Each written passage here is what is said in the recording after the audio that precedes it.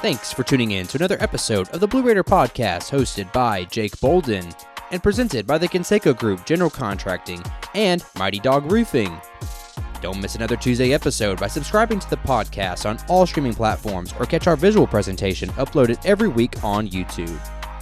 Don't miss our next ticket giveaways by subscribing and following on all Blue Raider Podcast social media accounts on Twitter, Instagram, Facebook, and TikTok at Blue Raider Pod.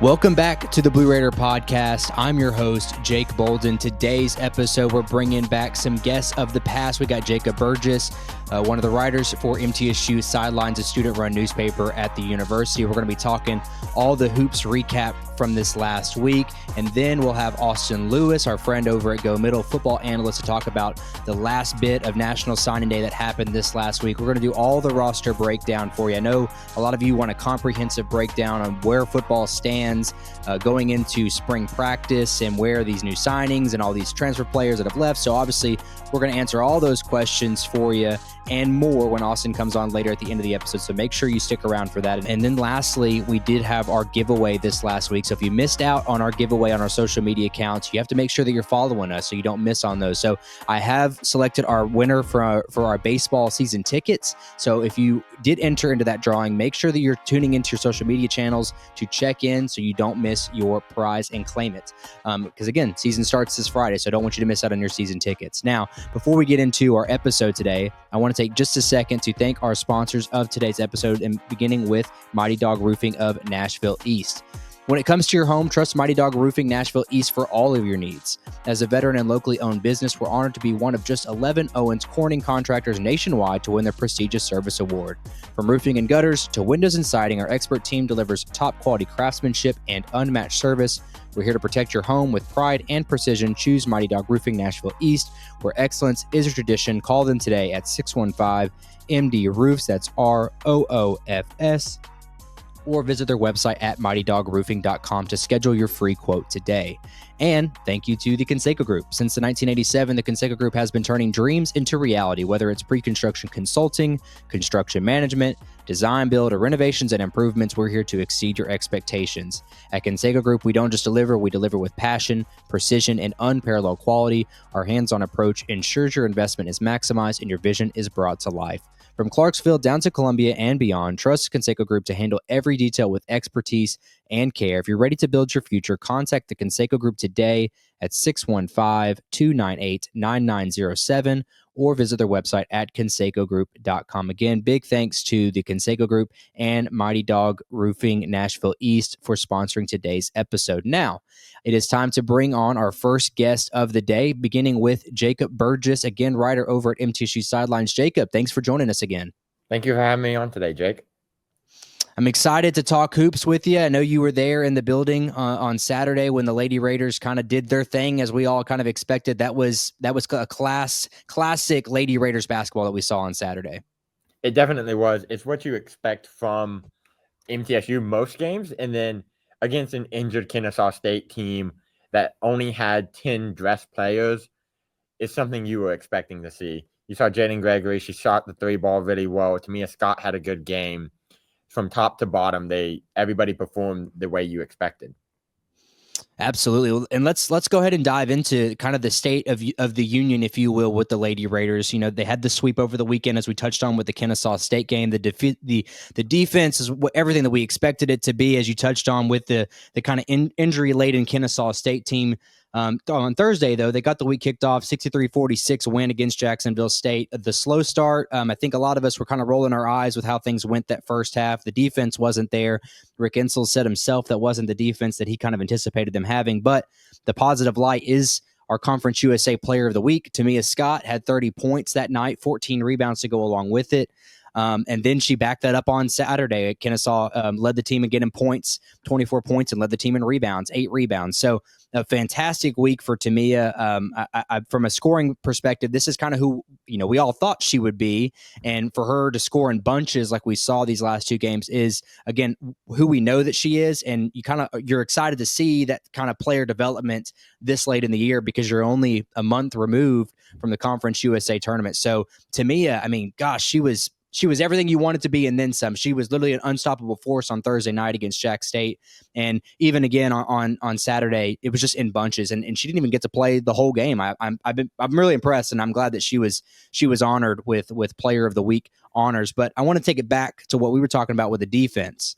4 quarters. The last 2 against Jack State, the first 2 against Kennesaw State, 27 total points in those 2 halves alone. And, you were there in the press conference with Coach Insel, his feedback on where he thinks this defense is and where it needs to be. Jacob, this defense, it's hard to think that this defense could get any better than what we saw. Granted, competition could be better, but that was a pretty unstoppable defense that we witnessed in the Murphy Center this weekend. It definitely was. That definitely was an unstoppable defense, and that's something he prides in his teams on the most, right? You always hear defense wins championships, and you kind of feel that Rick Enzo, my bad there, or he's going to get upset about that one. Rick Enzo, he takes that to heart and runs with it the entire way, right? And so he's going to have those good defenses. Now, like you said, competition could be better, right? That's the biggest question is, MTSU is expected to make it through the tournament into the NCAA tournament. And so it's whether or not that defense is going to hold up come mid-March, late March is the biggest question, because for him, it's almost already in his mind, we're going to win this tournament in conference down in Huntsville, and then we're going to go to the NCAA tournament. And it's whether or not they can get past that round of 32. I talked to him before the season started. That's what their goal is to make the Sweet 16. Once they make the Sweet 16, just keep going from there. But it's whether or not that defense is going to hold up against tougher competition. Yeah, and I also had this noted too, 11 times this season, the magic number is 47. They've held teams to under 47 points 11 different times this season. That's a mark that, at least for my short, quick research, at least in the Rick Insel era, has never been achieved before. So that's one. I did say going into the year that this is probably the most talented team he's ever had. I definitely think that has stood the test of time in regards to how defensively strong this team is. And yeah, to your point, that is something he definitely prides himself on. I know when he talks about these younger players like Savannah Davis, Jada Harrison, Emily Monson, who we've seen a more uptick in minutes as of late. But the key to them getting more minutes has been their defensive play. Like he's not putting them in the game to score more points. He's putting them in the game so they can provide some level of value on the defensive end. And he sees that value definitely into Savannah Davis. We saw this last week. He was really impressed with her play. And Emily Monson, who's kind of stepping in for Alina when she gets into foul trouble, is probably also limiting some minutes, because we were told that she may experience this year with the amount of minutes she's played over her entire career.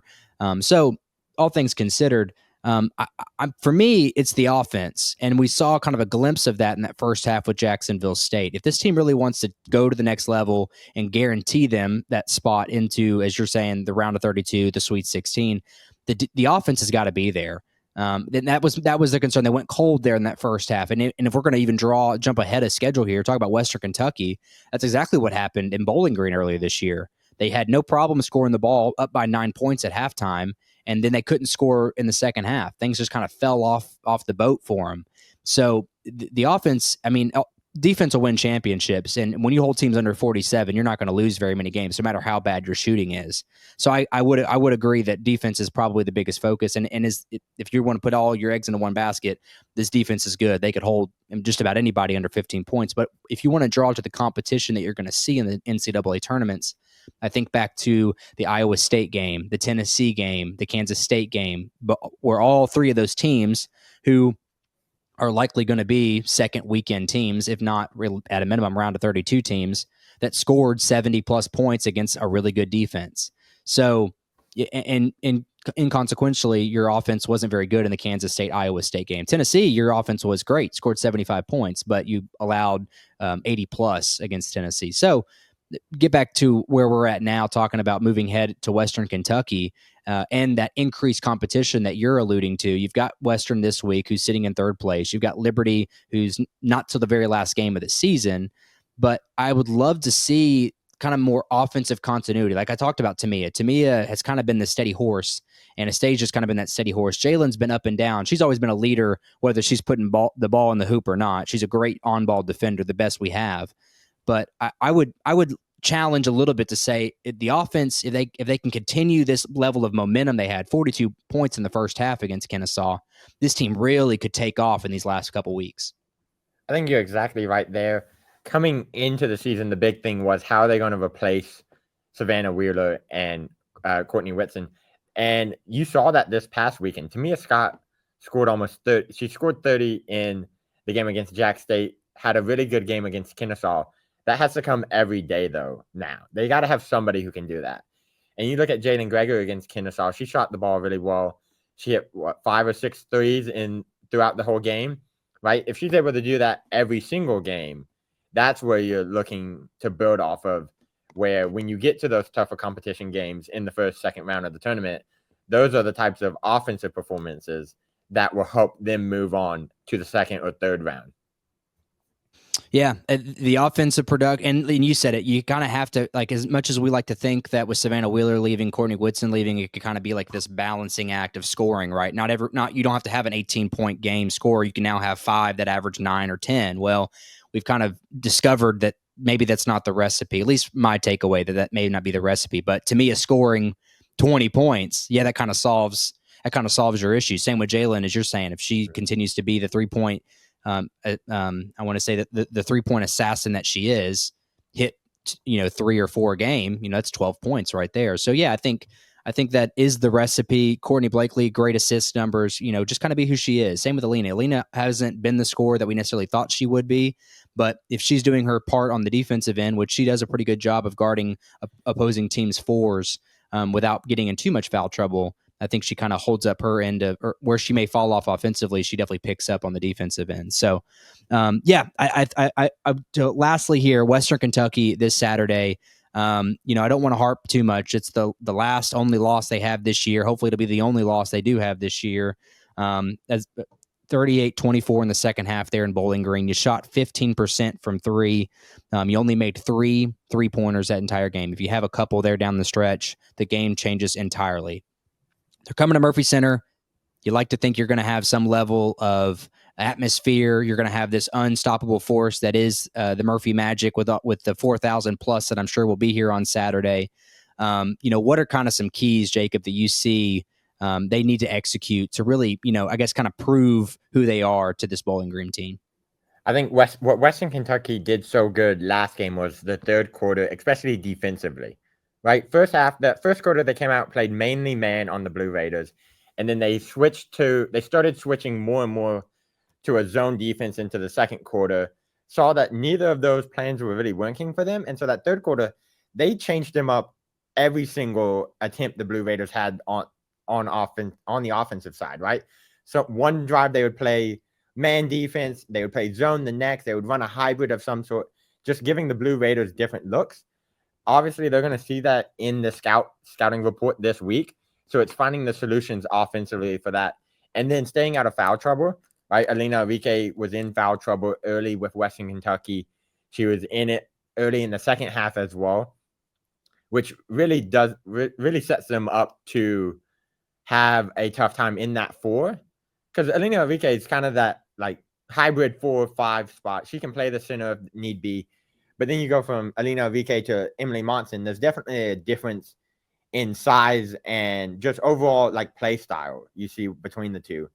And so if they have to sub Emily Monson or Savannah Davis in for a long period of time, they're sacrificing that size in the 4 down low, where you see Rick, he likes to play those man defenses, and that's where it hurts them the most. Yeah, that's a great analysis on it. I think that Alina is kind of, I know we talk about her scoring, but she's kind of the cog, at least on the defensive side. She's the cog that kind of keeps that machine moving. So hopefully, the foul trouble came up huge there late for him, especially when they talked about spreading the floor, hit a lot of big threes. Players that don't typically hit threes for Western really kind of spread that game out, made it really difficult to guard them. So let's move over to men basketball. They split this weekend. Really kind of a tough weekend, but anytime you're on the road and you can get one game on the road, who doesn't matter who it is, in this conference, that's proved to be extremely valuable. So recapping on Thursday, 77-63 loss at Jacksonville State. They did allow Jaron Pierre to score 36 points. 5 of 6 from 3 for him. If you didn't already know him from a scout earlier this year that we did on him, he's one of the most talented scorers in all of college basketball. He's bound to have great basketball games. We held him at bay here in Murfreesboro, just 14 points, but nearly tripled that production in Jacksonville this Thursday night. But collectively, Jacksonville State hit 16 threes. And I made the note. I did a little digging myself because that's a lot of three-pointers. When was the last time that MTSU had given up 16 three-pointers? Well, go all the way back to the Myrtle Beach Invitational back in 2019. So we're looking at, 6 years?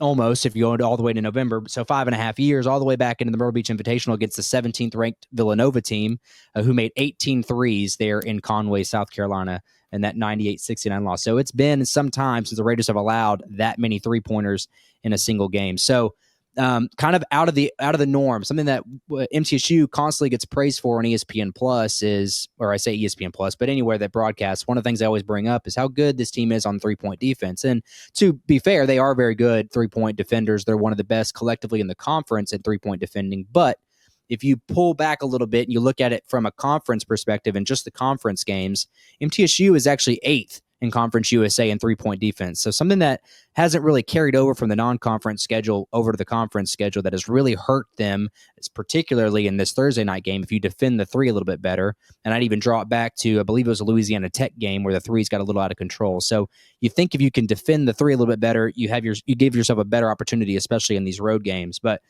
albeit they get the win on Saturday in Kennesaw State, 76-75. Adrian Woolley, the shoe-in for Conference USA Freshman of the Year, 29 points. Simeon Cottle, 16 points, another All-CUSA selection more than likely.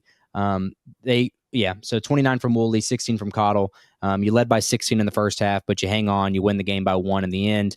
Free throws. You miss 3 down the stretch that make the game a lot more interesting than they probably should be. And you have the guys at the line who you really want shooting them. You got Justin Porter, missed a front end. You got Cam Weston, missed a front end. So it's maddening that free throws, we're still talking about that this late into the season. But there seemed to be some sort of conservative effort on Thursday. I think the number was 15 for 16 at the free throw line. So a lot better, but it wasn't crunch time. But Saturday you needed them and you didn't have them. So that at least those are kind of my takeaways from this last weekend. A win is a win. Doesn't matter. It doesn't go in the record book as a barely win. You won. You're still sitting in the top of the conference. You're third place right now by way of a tiebreaker with Liberty. But I think you just got to be happy and you live to fight another day. I think that's exactly true. Against Jacksonville State, I mean, they had 2 players. It was Pierre Jr. and Cotton who hit 15 of their 16 threes, right? Pierre Jr. he went 10 for 16, and then Cotton was the 5 for 6. I mean, at that point, you try to stick somebody on him the best you can, try and double team him when you see him outside the 3-point line. But if a player's that hot, they're that hot, right? Obviously, he's not doing that every day. He's not dropping 10 threes on everybody all the time. It's just, it was his day from the 3-point line. And then from Kennesaw, a win is a win. You won on the road in a tough environment. I got to watch the replay of that game. Kennesaw has a good crowd. They are able to provide some of electricity back the home team. And yes, you want them to hit those free throws late, but Jaden Counter hit 2 free throws with about a minute left that ultimately was enough for them, right? And so as long as you're getting them in crunch time when they matter most, you want Porter and Cam to hit those first, get an opportunity for a second one. But they did just enough to get by. Yeah, and like I said, sometimes it's all that it takes. And when Jacksonville State, Kennesaw, I know when you looked at the preseason, neither one of these two teams were really in the discussion. Kennesaw has kind of cooled off a little bit. Jack State has really been the surprise of the conference. I think preseason they were 7th or 8th, and now they're sitting 2 games with a comfortable lead in Conference USA. But this road swing in particular, they are 19-2 at home, those two programs. So the fact that you are now one of those now 3 losses for Kennesaw State. I mean, that's a win. I mean, like I said, you got to take that because you have to assume that anyone that goes to Jacksonville State, Kennesaw State is going to lose those games. So you take them when you get them. The Kennesaw State sweep is always a big deal.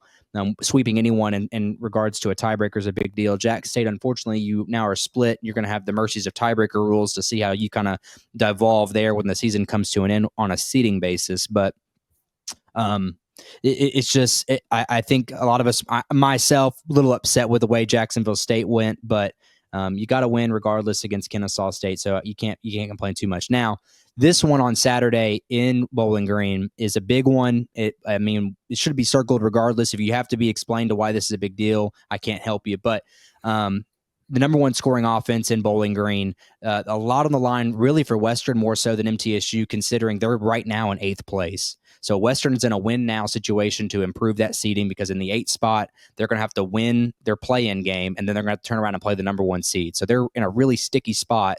Granted, 4 weeks left, but this is kind of, if they win on a projected basis, they would jump up to 6th. If we win, we stay in 3rd. We lose, we fall back to 4th. So there's still a lot of things to happen there, but bigger game for them more so than us. But they are significantly better. They score 13 more points per game at home than they do on the road. So I look for a really energized Western Kentucky fan base on their homecoming to beat their biggest rival. Oh, for sure. I mean, you talk to Western fans and MTSU fans, the 100 Miles of Hate game is always the biggest turnout for either school. Right? When they played it on the men's side here a couple weeks ago, we had 4,500, 5,000 people inside the Murphy Center. It's not a number you see day in and day out. Any other game, if you're the athletic department, 2,500, great day for them. Right? And then Western Kentucky comes to town and 4,500, 5,000 fans show up just because they were raised on this idea of hating this other school. Whether or not they win or lose, they still show up. It's a big city event. Same thing up in Western Kentucky for any sport too. And so they're going to have a crowd behind them. It's whether or not MTSU can turn it around, right? Jack State, look at them. They're a team that always has a good crowd at their home events. Western's going to be the same way. Can MTSU, though, keep Western from not having a hot streak, whether it's from the 3-point line inside the paint, run their offense, run their man defense, and hold them to something below 70 points, hopefully. Do you see that happening? I mean, realistically, between you and I, like, is this something that you see? Like, do you think MTSU has what it takes to kind of win in that environment? I think they can win in that environment, especially this year, right? As long as they're going to have their starting 5, and their role players have been really good so far, right? The only big game that was a concern was the New Mexico game when Mustafa was out, right? When Mustafa's out and you have to start Chris Loof and you have to play Christian Fussell, there's a concern there, right? That game wasn't their best inside the paint. They gave up a lot of offensive boards. They gave up a lot of defensive boards. They gave up a lot of offensive boards there. And so you have to be able to have all the people in place to win, and they're going to have that. So they definitely have a chance.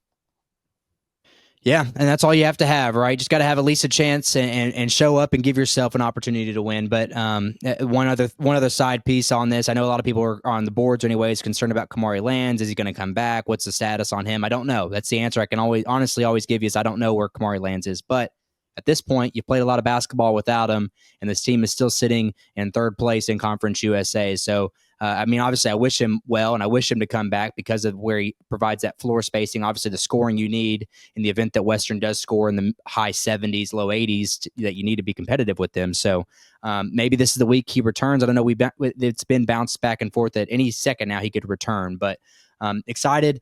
That game is at 7 p.m. in Bowling Green. The girls are at 2 p.m. I don't know if I said that earlier. 5 hours difference. As someone that did the Bowling Green to Murfreesboro trip earlier this year is very doable. So Blue Raider fans, go to the girls game at 2 o'clock. There's enough time to leave MTSU. They've flexed it because it's going to be on CBS Sports Network to make that trip up to Bowling Green. So I encourage Blue Raider fans to do it. Let's get as many blue butts there as we can in Bowling Green. Pull for the Raiders because, of course, any little advantage we can have there is all the better doing. So Jacob, I appreciate you doing this again for us, talking a little basketball. Real quickly, I know you got to go. Tell me about some things you're doing there at MTSU sidelines, some things that people should be looking forward to coming from you. So we have grown our department greatly this last semester and this one. We now are up to almost a dozen writers, so we're covering all MTSU athletics. Our guy Willie Fayler is going to be on baseball.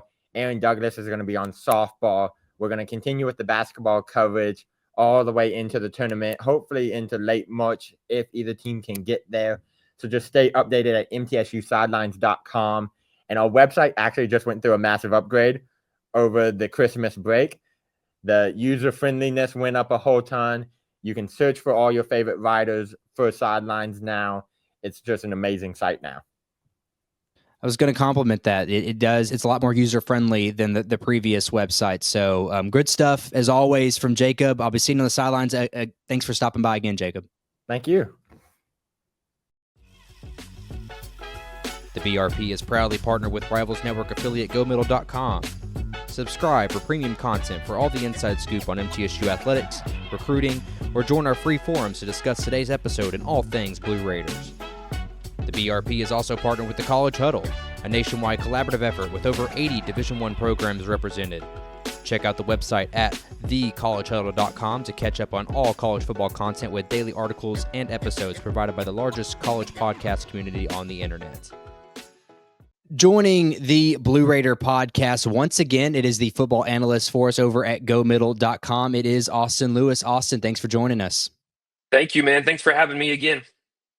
Absolutely. A lot to talk about. But first, Super Bowl was just 2 days ago.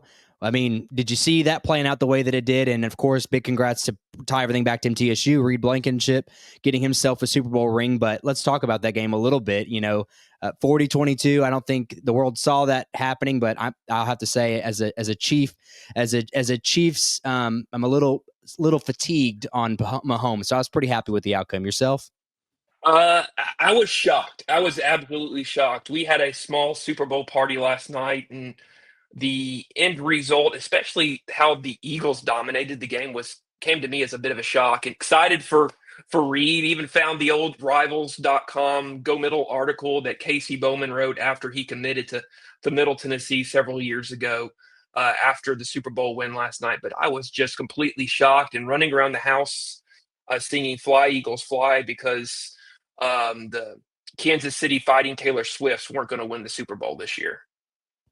That's right. Yeah, I hate it for her, really, I do. But but I'm happy for Reed for a lot of reasons. One thing too, I think I'm not too privy to the details, but I think he's in a contract year, and I think he had one heck of a season. I imagine if he's not back in Philadelphia, he's going to be somewhere. So big congrats once again to him. But let's get into the meat and potatoes. Talking about football this week. National Signing Day came and went on the 5th of last week. I think it's funny. National Signing Day, the way it was prior to COVID and really prior to early signing day period, was a big deal.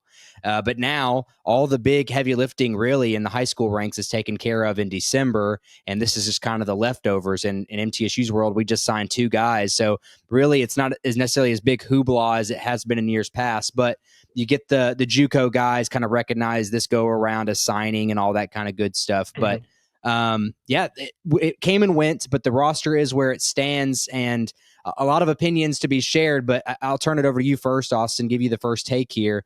Where do you see that roster now that signing day is gone and we know the roster for the most part is what it's going to look like this fall? The roster's in a better shape. When Middle Tennessee, when they lost something like 30 or 40 players at the end of the season to the portal or graduation, there was the question in my mind, that's not good. Who's going to fill the shoes? How is Derek Mason going to deal with the logistics of filling 30 to 40 roster spots at the scholarship position? And they went out and they landed several really talented players from the portal, several talented JUCO guys, and then a couple of high school guys that came out of the middle of nowhere that we at Go Middle didn't see coming until really the last minute or so. I think about the Barker kid, the Barker running back out of Arkansas, who is a really talented running back. I am excited to see him at Middle Tennessee. And he was a guy that, to be honest, I didn't see coming until really, really late in the process. And excited to see what he can do in a Blue Raider uniform this fall. Yeah, if you missed our national early signing day special that I did with Austin Lewis as well as Connor Smith and Shane Pickering earlier in December, I highly encourage you to go back if you really want to get an in-depth analysis on all the high school guys. But Keandre Barker, the man you just mentioned, was a Penn State commit.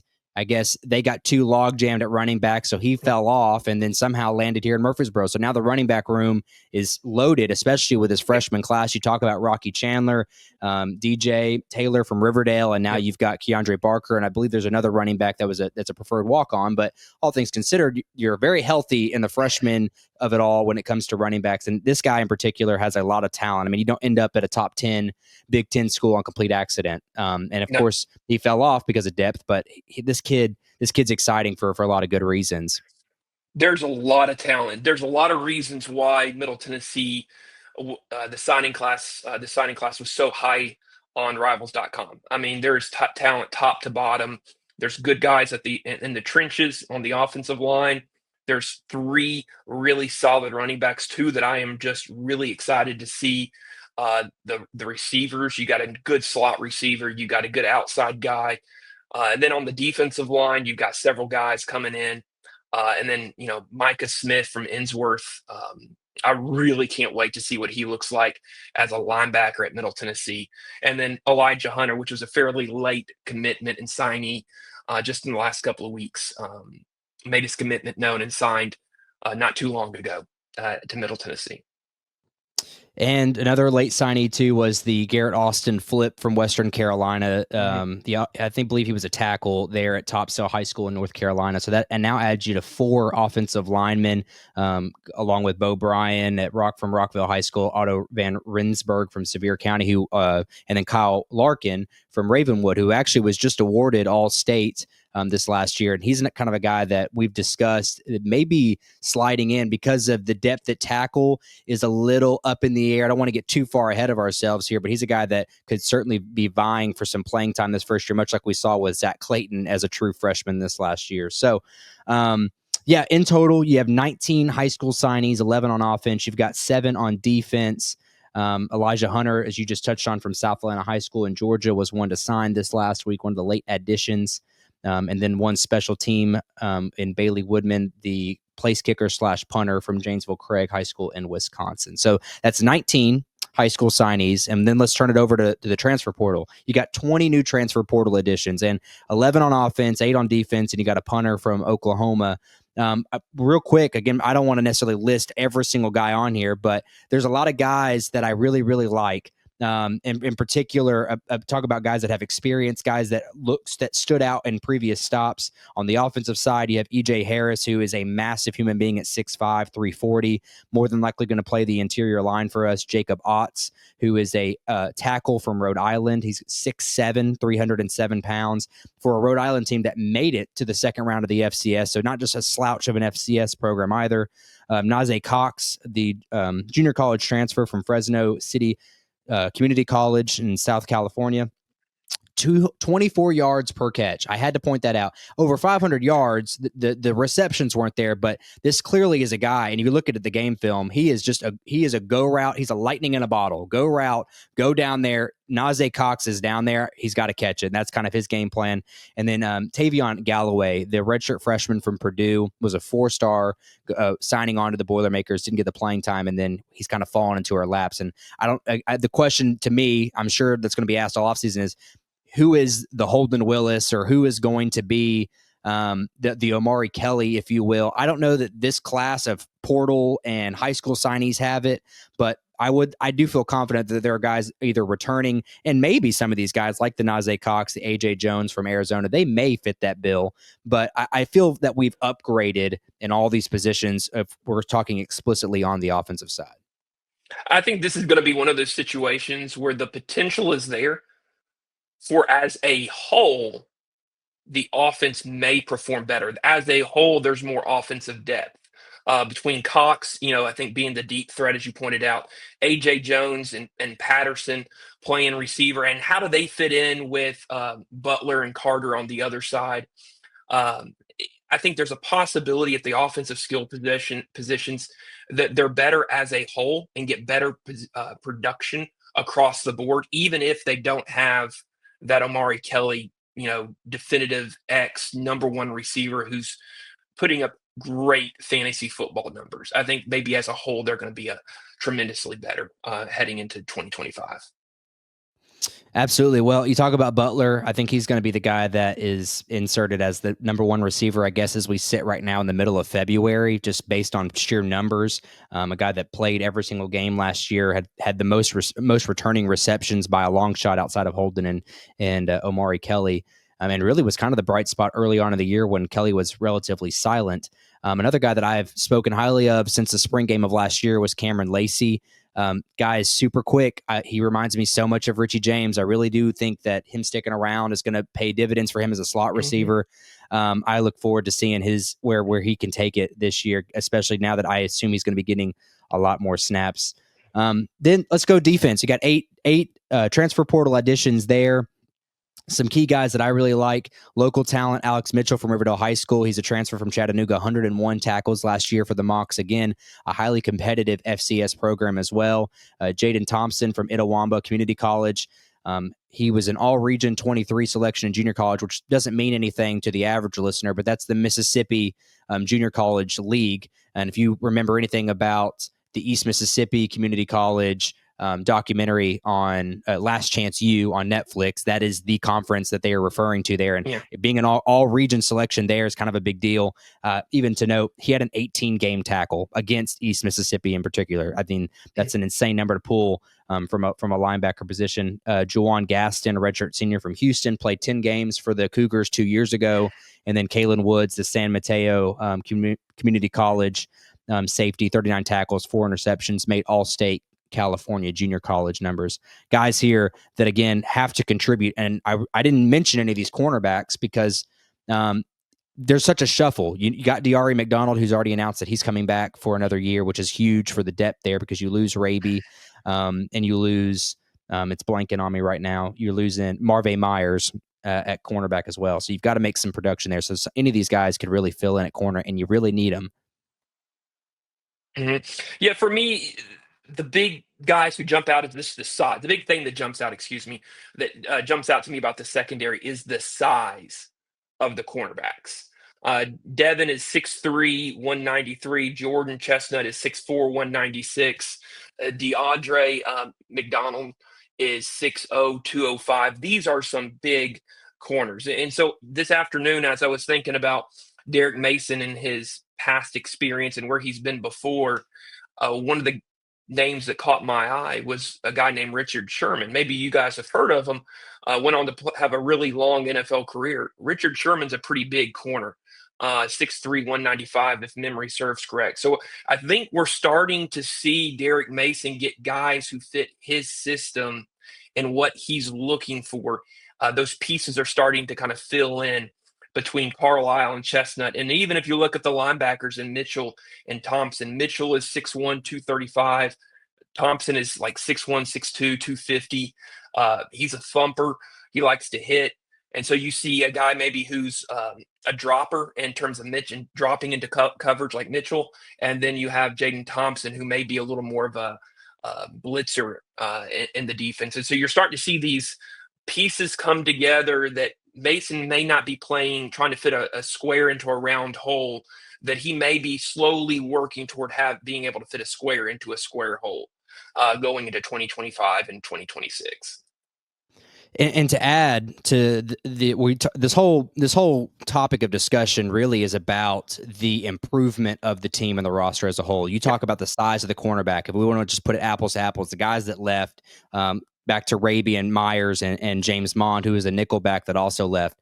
James Mond, 5'11".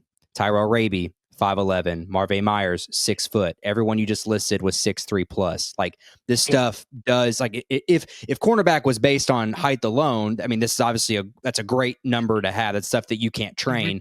Now, granted, I think these guys have similar skills, which obviously is just going to go along complementary. But I want to parlay that into the topic of discussion about defensive coordinator Brian Stewart.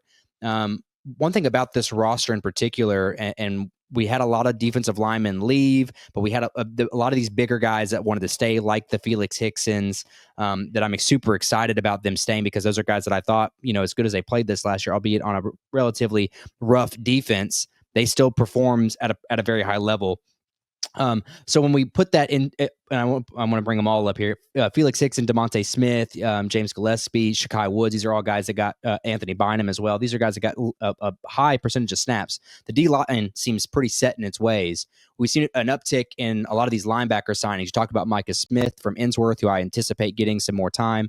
Marion Bailey, another freshman that saw a lot of minutes last year. That's going to be an uptick in minutes. Parker Hughes, we already know who he is. But all these guys that he's signing, especially these outside linebackers, flex edge is what I would call them. There's a lot of terms you can use for these guys, but it seems to be more conducive to what Coach Stewart wants to run on the defensive side of the ball. It seems to be a roster that is wanting to shift more to the 3-4, less the 4-3 that we saw last year, which, again, when you have a coach coaching in a system and has a roster that fits that system, you can only hope that things move up from here. Outside looking in, it seemed like Schaefer, the old defensive coordinator, liked guys to be a little faster, maybe a little smaller, but a little faster and a little quicker, perhaps. And the roster reflected that. Mason wants guys to be bigger, stronger, and more physical. And now you're starting to see the roster reflect that. And hopefully the roster that fits the system leads to better on-field performance. Hopefully the back end, the secondary, the defense can stay healthy next year. There are a lot of injuries on that back end of the defense last year. Hopefully they can stay healthy. Hopefully some of these portal guys, these JUCO transfers can come in and slide in just like Mason is hoping they will, and perform at a level where that defense performs at the level that we all kind of expected it to be last year. With Brian Stewart and Derek Mason kind of controlling things, because both of those guys have a reputation for great defenses. Both of those guys have coached at the highest level of football in the NFL. And so I think we were all kind of expecting a little bit more from that defense. And maybe now that they're starting to get those pieces in place, that defense can take the next step in 2025 and beyond. Yeah, unfortunately, the injury bug really bit the secondary early on, and you didn't really get to experience that. And something that I think will always go, and myself included, I know I'm an apologist when it comes to this topic in particular, but Mason came on campus sight unseen with a lot of these guys. He'd been out of the recruiting game for a whole year. And even on the topic of defense, Brian Stewart, same thing. He was in the XFL. So he's not on the phone with college or high school kids, for that matter, on recruiting. So it literally was a sight unseen for these kids, a last second scrambling, trying to fill the roster. And you felt really good about your ones, but as we saw, the twos just weren't it. That's not what necessarily needed to happen. And now you feel that this depth has been created for that. There's a little bit more sustainability in this car than what we saw last year. So I think the defense is in better shape, especially as a roster construction standpoint. And realistically, I hate to be this negative, but it can't get much worse, right? Allowing over 30 points a game, I couldn't imagine with this roster getting any worse. And I think, as negative as that sounds, that should be a positive, because on the flip side, the offense, kind of the same boat. I don't know that they could get much worse. And the biggest thing to shore up was the offensive line. And that's where I kind of want to turn the attention to. There's so many guys that you can plug and play. And when me and Shane went down to fall camp last year, we thought we knew who the starting line was going to be, and it was entirely different. And we can draw something up right now in February, but I fully expect that when I go back to campus in the fall before the season for the same interview setup, then I'm going to be stunned, because that's the depth that we have created via this transfer portal and this signing class.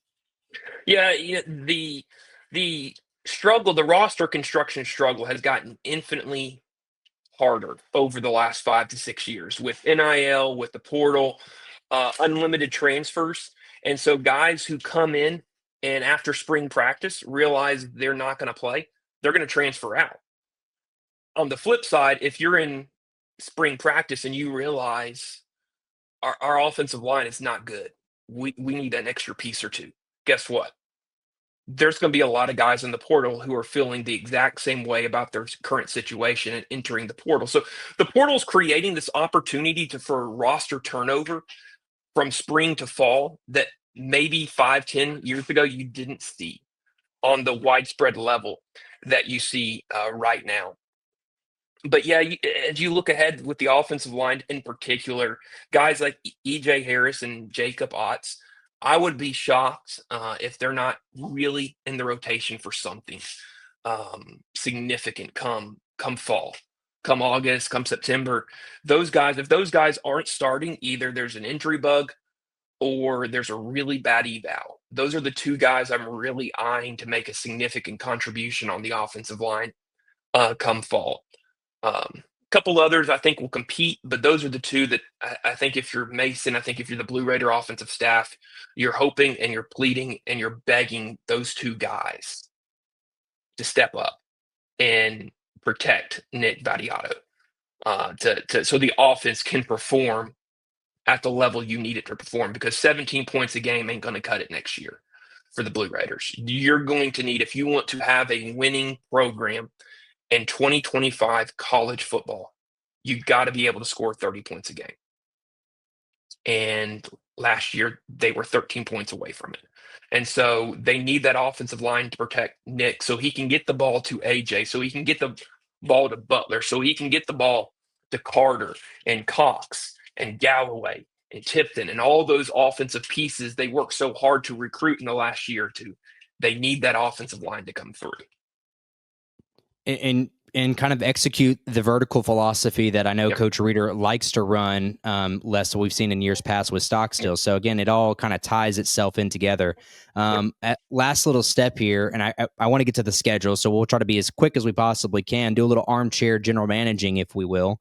Talk about where this roster is. Again, I do my best to be as comprehensive with so many guys on this roster, but on the offensive side, Nick Vattiato returned with all the speculation that he wouldn't return. He's back. Great news for the Raiders. Roman Gagliano, his backup, is there. Then you got Stanley Anderson-Lofton, who's the early enrollee from Florida, high school signee.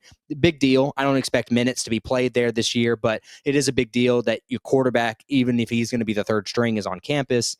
We'll go to the running back position. You get Flip Krettel back. You're going to get Jaquil Middlebrooks, who I think are going to be a great 1-2 punch. They both offer kind of, I would say, complementary styles. Austin Clemens is another guy who we talked about last year that didn't see the field, but they were very happy with his development. And we've already touched on how deep this running back room continues with these high school freshmen signees that who knows who could slide in there. Offensive line, Mateo Guevara, it was an all-CUSA freshman 2 years ago. Isaac Rue returns with a few minutes played last year.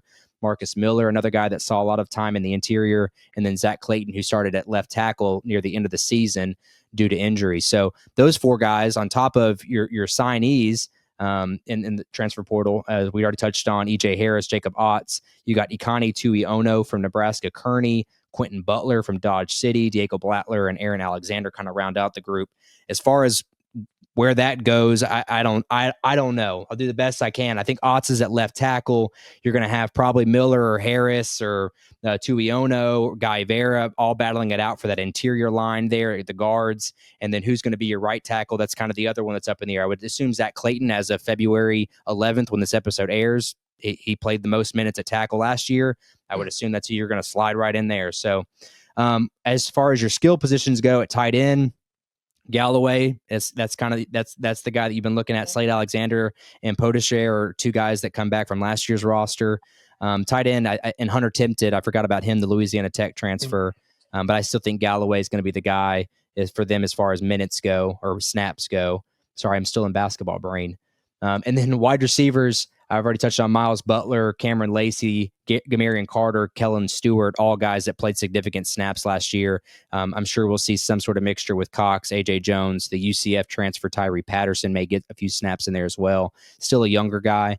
Neo Clifton's another guy who I think may get some snaps this year, the high school signee out of Brentwood Academy. Ben Hubbard, very speedster, might get some snaps at slot. So offensively, that's where Jake sees it. Austin, I'll kind of turn it to you as far as, I know we just touched on what this offense needs to do, but I do feel that we have continuity in the skill position areas, which is vital in this day and age. Talk about four guys that got snaps or coming back a wide receiver, two guys that played the whole season at running back. Obviously, top 2 quarterback, if not top 1 now this year, top quarterback in the Conference USA. If the offensive line can just be even a fraction better, this offense has to be better than 17 points. I agree. The one name I don't think you mentioned is Josh Evans, 3-star prospect signed last year. He redshirted last year. He's a guy that I'm really excited to see develop, and I think he could play into the rotation. So you have, a multitude of athletes out at receiver, and that's where my mind always goes when it comes to the offensive side of the ball, because deep down, I love the receivers. Always have, always will. But again, like you said, top to bottom, this receiving, this offensive skill position, they are top to bottom, I think, much better than they were last year. Last year, when you looked out wide, you had Holden, you had Kelly, and then Butler and Carter kind of rotated in and out in terms of their effectiveness. I think they have another year in the system. Hopefully they can take a next step forward in their development. But then you have A.J. Jones, you have Patterson, and then you have Josh Evans. Hopefully Josh can take the next step forward. And so you have, let's just throw out there, Butler and Carter at the X. Let's say A.J. Jones and Josh Evans play the Z, or whatever, however they figure. There's a lot more talent top to bottom. I'm looking at the roster right now, and there are easily, I think, 6 or 7 receivers, 8 receivers who could see positive playing time, significant playing time in a rotation. Last year, I don't feel like that was the case, that I would feel comfortable trotting out some of the guys that they were trotting out. So we'll see if that helps Bodie as he's calling plays with the offensive line that maybe improves 10 to 20% over this offseason. Strength and conditioning, another year in the strength and conditioning program. They're going to be stronger. They're going to be a little faster, better skill positions. Hopefully the offense can improve and get closer and nudge closer to that 30 points a game that you need to have in 2025 college football. On the flip side, defense, a lot of your front 7. I'm going to talk about explicitly the line here. And again, I'm assuming they're going to try to shift their attention to a 3-4, their system to a 3-4. Up front, your starter at tackle was going to be Hickson. You got DeMonte Smith, Anthony Bynum on the edge. Again, I could see Shakai Woods, James Gillespie getting some time there. When you look again at the signings, you only have one, Matthias Malachi Donaldson, the Mount Sac CC transfer, that I do think is actually going to get some pretty quality time on the edge. He is more of a swing, in my opinion. He could definitely play outside linebacker and play defensive line, and then to carry that over into the linebacking core. Again, a lot of these guys, returning-wise, is going to be Parker Hughes, Markel James, Nuwaz Byard, and then I talked about Amarian Bailey, Micah Smith, the freshman, could be getting some time there. Alex Mitchell, the Chattanooga transfer, Jaden Thompson, talked about those guys. So your front 7, they didn't really recruit much, and I think that's a good thing. I do think the defensive line was the biggest question mark.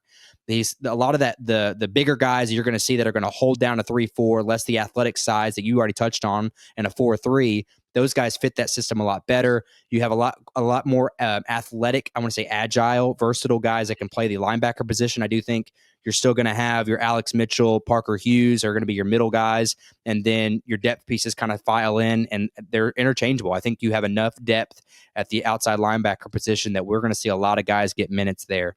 And then lastly, on my last bit of armchair general managing here, the free safety position, you got the news that Brendan Harris is coming back, which is excellent news.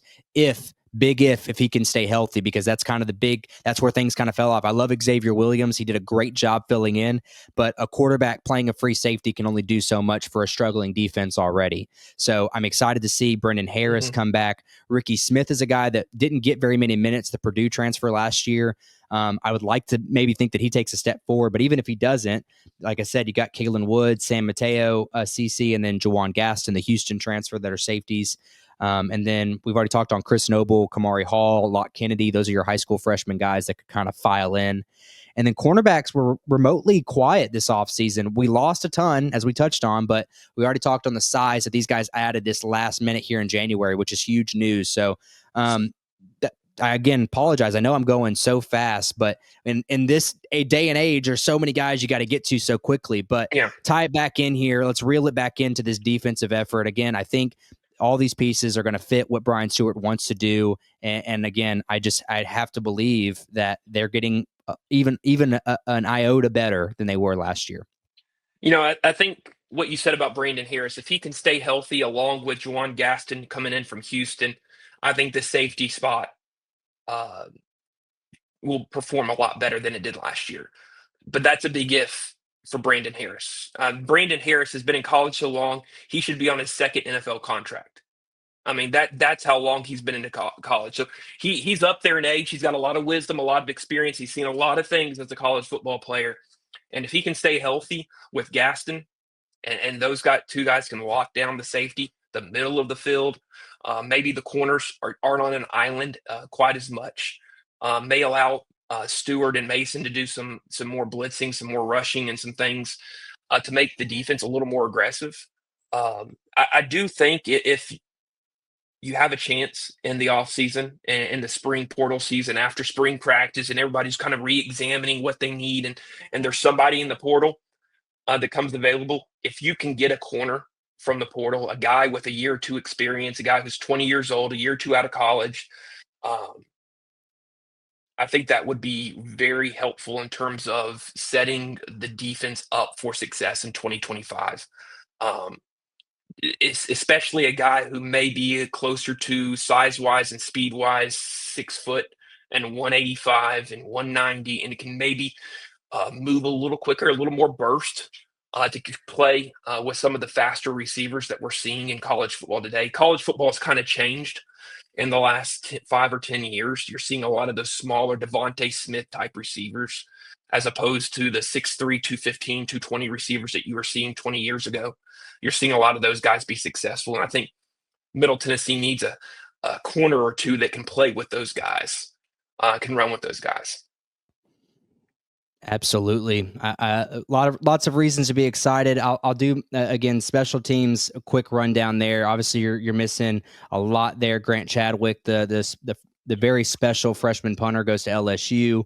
You're going to lose your long snapper, Brody Butler. He's declared for the NFL draft, although I think he was out of eligibility nonetheless, but a guy that I actually do think would get a shot in the NFL in some capacity. So you're having to replace those guys. Woodman, the Wisconsin high school signee, has the leg to really do both if you really wanted him to. But you do sign the punter from Oklahoma, Ashton Logan. Didn't get any time at Oklahoma, so I'm not sure what we have there. Don't have any film on him at Oklahoma for that reason. And then you are returning Zach Benedict, the transfer from New Mexico, who has a boot, but didn't necessarily have the consistency that they were looking for to play this last year. So that kind of wraps it up. Last thing, I know we're giving the people way more than they're asking for, Austin, which is good stuff as always. I'm glad we can workshop a lot of this stuff in February for it all just to be dismantled when we get back in on September. But let's talk about the schedule. The season starts August 30th. They're going to start at home against Austin Peay. Then they hit the road with Wisconsin, at Nevada, then Marshall, and then the Conference USA schedule was released this last week.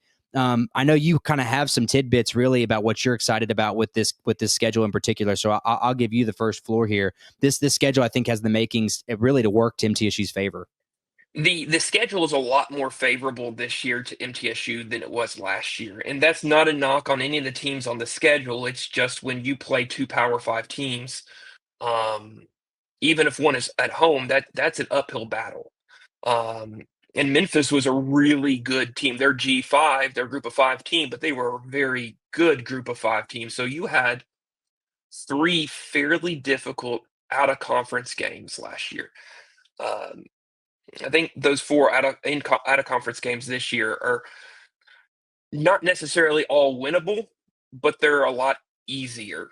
Not as challenging. Wisconsin's going to be a difficult game up there at Camp Randall, but the other 3 are winnable games. They may not go Blue Raiders' way, but they're winnable. They're a lot more winnable than last year. And then you turn to the conference schedule. 6 of the 8 conference games this year involve a new face in some regard. Kennesaw State is breaking in a new head coach. Missouri State is new to Conference USA. Delaware is new to Conference USA. Jacksonville State, FIU, and Sam Houston are all breaking in new head coaches.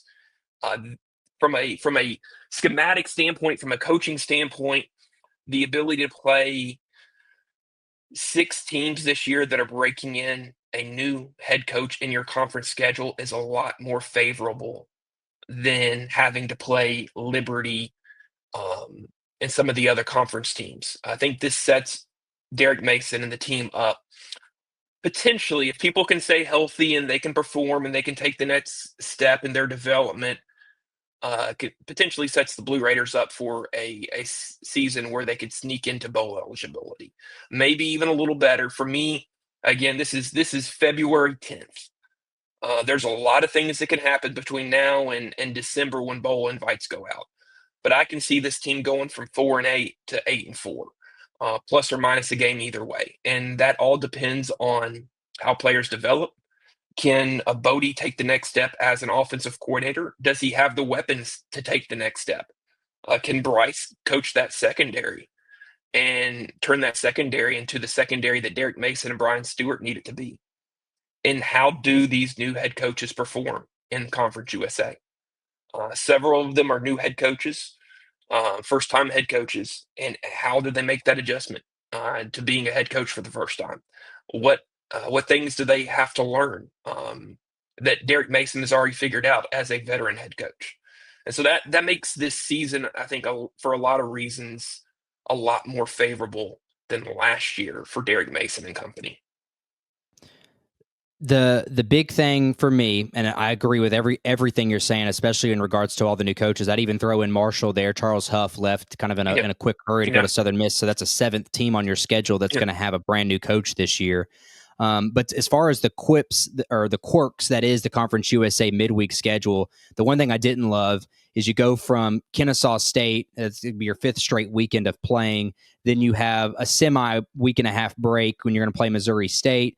And then you're off for another 2.5 weeks. And then you're playing Delaware, Jacksonville State, another week and a half off for FIU. So you're playing one game over practically a month in that midweek break between Kennesaw and then Delaware, and you have it sandwiched in there awkwardly in between as Missouri State. So how does last year we had our quirk where we had to play 3 games in 15 days, and now this year we have the opposite. We're playing one game over 3.5 weeks. So that's another, although I think it's better that way because you do get extra rest. But as we've seen with teams in the past, that rust doesn't always work in your favor either. I'm more of the fan of, if you're going to have the midweek, let's get 8-9 days off as opposed to 2.5 weeks. But that's neither here nor there. You have to find a way to navigate it. And then secondly, something that not necessarily in the schedule, but who you avoid. You're not playing Liberty. That's good news. You're not playing UTEP, which I know that they were bad last year, but if you keep up with Scotty Walden, if you can, with what he's doing at UTEP, doing an excellent job with that roster there in El Paso, you avoid them in their final year in Conference USA. So in my opinion, call me scared. I'm okay with it. Like, cause he's the biggest question mark, but UTEP could also be, they could probably have one of the historic turnaround this year. That's how good that roster he's done over there. So you avoid him, and you're never going to play him ever again because they're gone. They're out of Conference USA after this year. And then lastly, Louisiana Tech, who for whatever reason, whether you're Stockstill or Derek Mason, you have trouble with them. So you avoid them. So I think from that perspective, talk about the getting easier. Because outside of Sam Houston and Western Kentucky, you're really not. It's not a challenging schedule. If you want to compare it apples to apples, I think Delaware is going to have I think they're going to have some growing pains, but I like what Delaware brings to the conference this year. Because if this conference is nearly as bad as it was last year, again, you've got to have this momentum building for Mason in year 2 with all these new head coaches coming in. So I think this is more conducive to a winning season. I'll be honest. I know last year we thought I myself, I'll throw myself under the bus. I was optimistic. I thought 6 wins was doable. 5 was realistic. We got 3. This year, I'm gonna be honest. I really think that this team should get to 6, and I'll say it. And I know I said it last year, and maybe this is the boy who cried wolf, but I just have to think. That you avoid the big monsters of the conference besides Western and Sam Houston. That you get to 6 and get to a bowl game. Yeah, for me, The biggest question mark when I think about the 2025 season for the Blue Raiders, and for those of you who are involved with Go Middle and post on Go Middle, you probably have seen me talk about this at some point, is Bodie Reeder. I think it is imperative that that offense take the next step.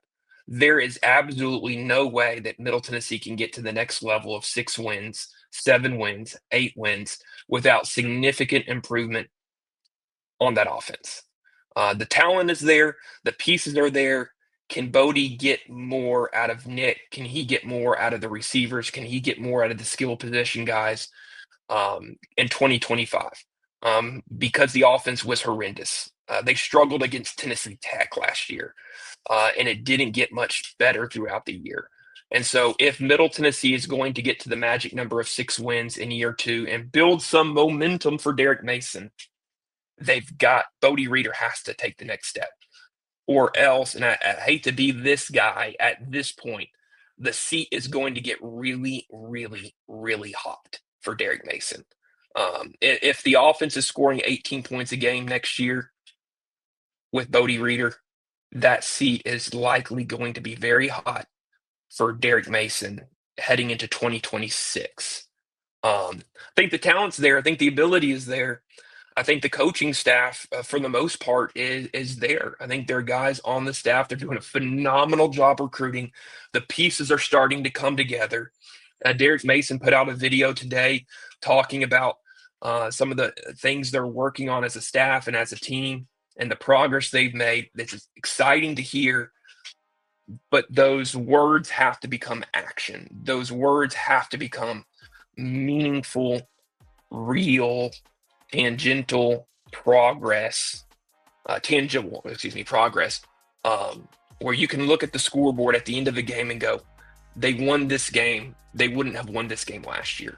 And if they can't make that progress in 2025, it's going to be a frustrating offseason for Derek Mason and the staff and the team, but also for the fans as the seat starts to get a little hot.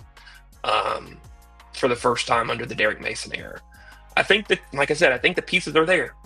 There's a lot of talent on that offensive side of the ball. Can Bodie Reeder do something? Can he take the next step? And can they score 25, 30 points a game, especially in conference schedule next year? We'll see.